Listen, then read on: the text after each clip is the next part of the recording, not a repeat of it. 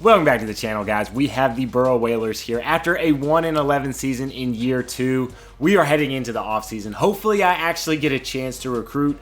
I don't know. I just so happened to take a look at my job security, and it's not looking too good. I'm actually 33% security. That is the second worst in the nation right now. Looking at my coach's contract, yeah, I'm definitely in the hot seat. My prestige is a D, and it says the moves you make during the offseason will have a big impact on Barrow's future. So hopefully I get to come back another year. I don't know. I would be pretty upset if I was an AD of a football program and I had only had one victory in 2 seasons. We're going to advance the week, guys, and hopefully I'm not fired. Oh, wow. I was afraid that was going to happen. So, guys, it turns out they fired me, as you can tell.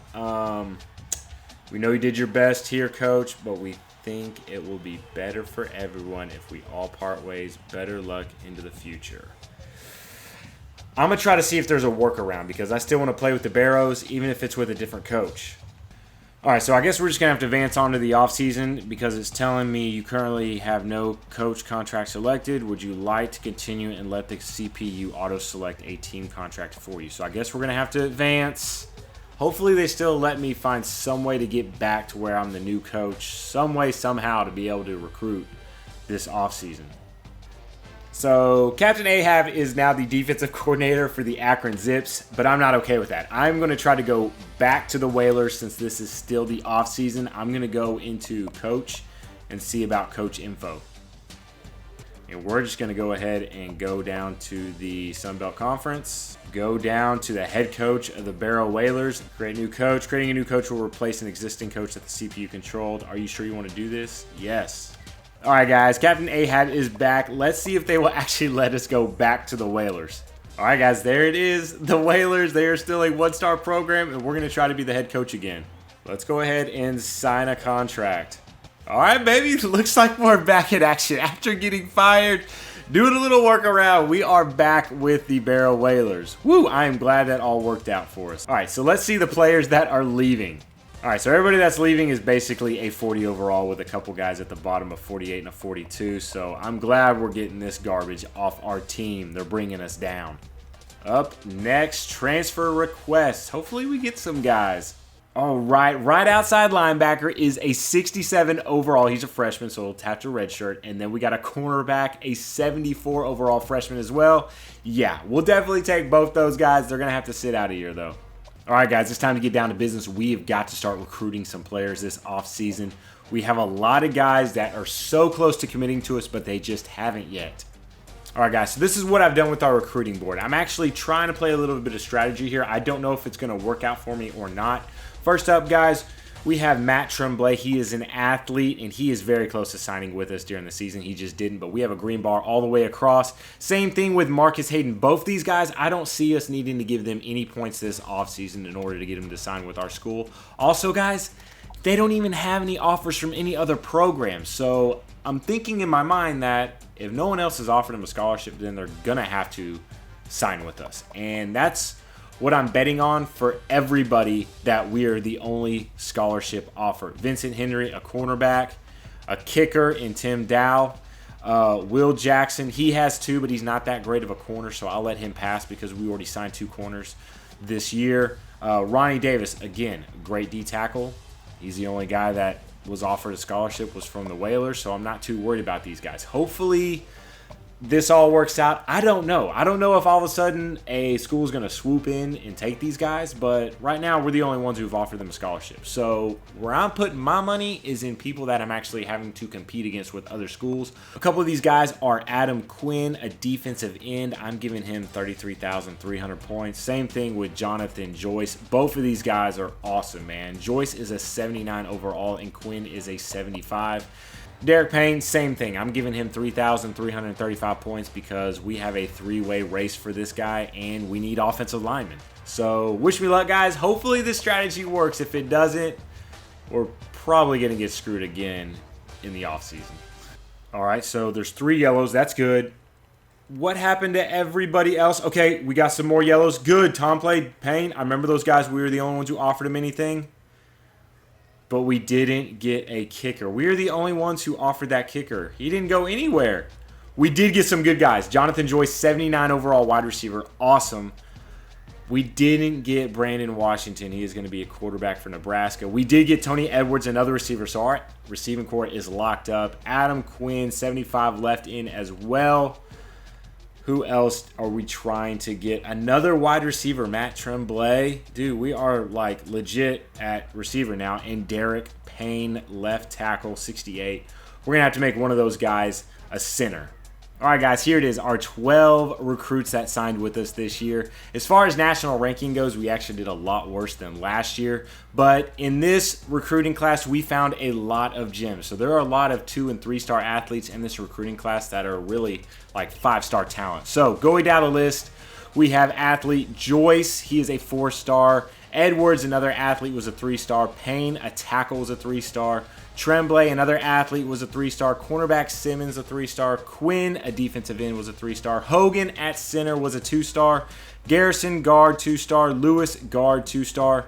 Kene, outside linebacker, was a 2-star. Lawrence, cornerback, 2-star. And Davis, outside linebacker, 2-star. So we were able to get a lot of things that we needed done in this recruiting class.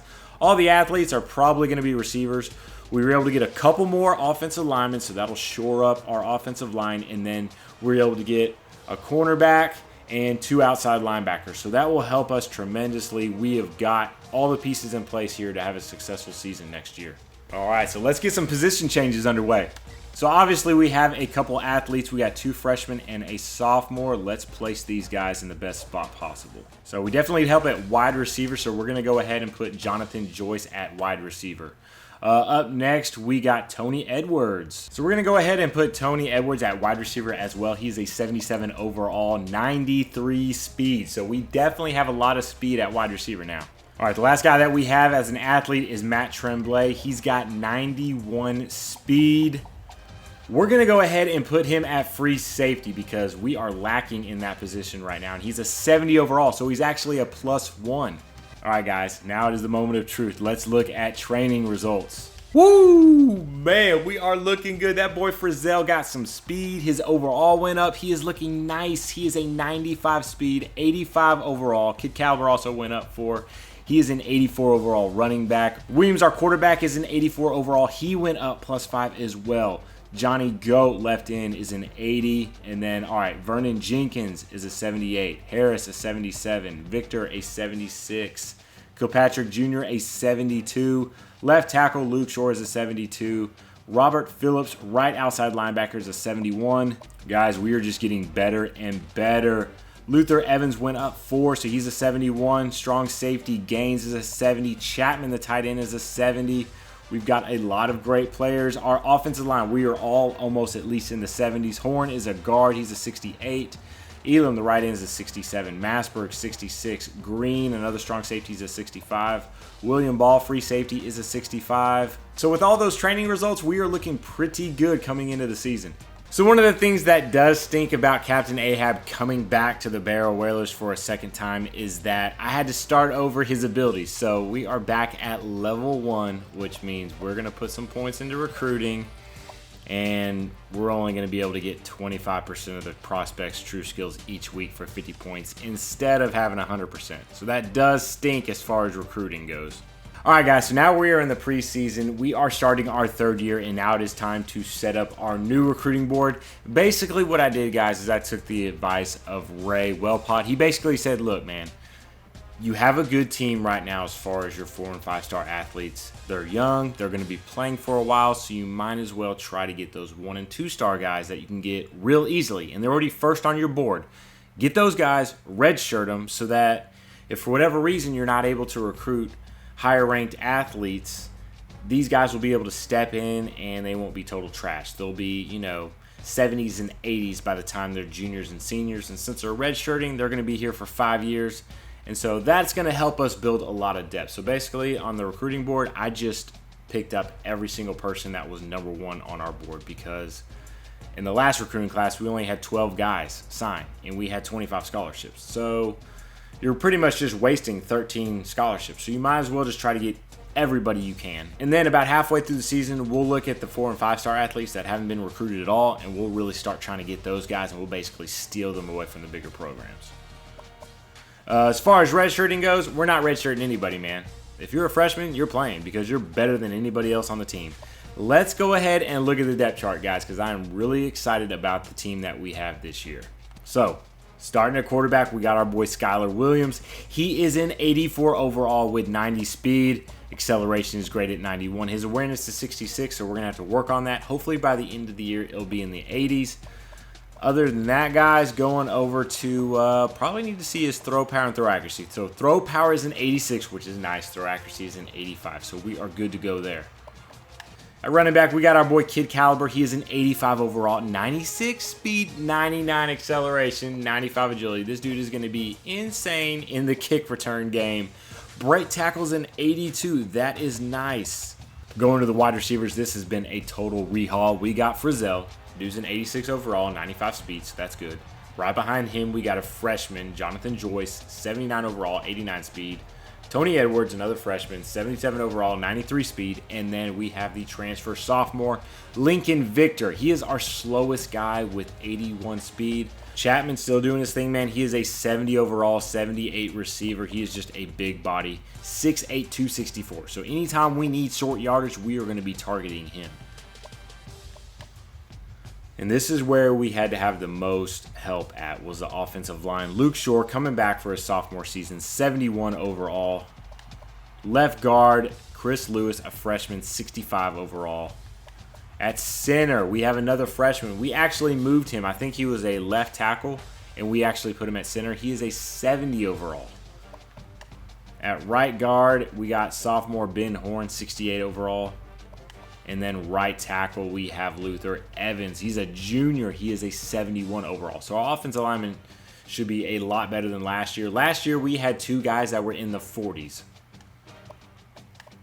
At left end, we got Johnny the GOAT. He is an 80 overall impact player. At right end, we got the true freshman Adam Quinn, who is a 75 overall. At D-tackle, we need a little help right here. We are actually recruiting D-tackle pretty hard. We actually moved Sam Elam, who was a defensive end. We moved him to D-tackle because he is a 66 overall, and then after that, it is absolute trash. At left outside linebacker, we got Joe Davis. He was a JUCO product that we signed this year. Middle linebacker, that dude, Rambo Harris. As you can see, guys, All-American. That's what they're projecting him as. He is 6'4", 228. At right outside linebacker, Eric Kilpatrick Jr., 72 overall. Corners, another part that we recruited really hard. We were able to get a couple good corners. Freshman Mike Sims, he's our number 1 overall rated cornerback at a 69 overall. And another true freshman, Micah Lawrence, 68 overall. And then we got a couple subscribers. Ben Masberg is a 65 overall. At free safety, a true freshman, number 20, Matt Tremblay, is a 70 overall. Right underneath him is Will Ball. Strong safety, we got Gregory Gaines, the sophomore, the 5'11", 185 pounds. He is 69 overall.